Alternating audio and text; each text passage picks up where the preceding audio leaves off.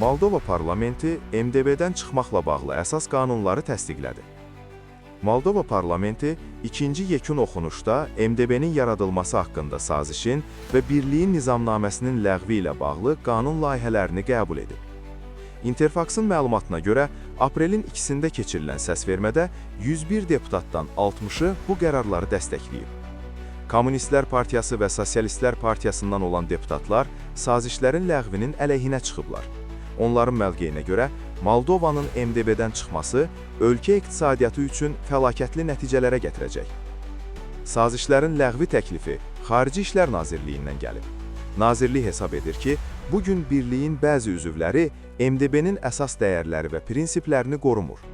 Bundan əlavə, MDB sazişinin ləğvi Avropa İttifaqına üzvlük məqsədinə doğru təbii və qaçılmaz addımdır.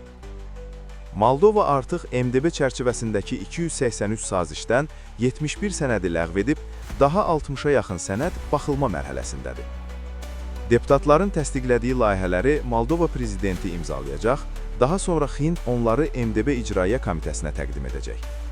Interfax yazır ki, Viyana Konvensiyasına əsasən birlikdən çıxış bu addımdan 12 ay sonra tamamlanacaq.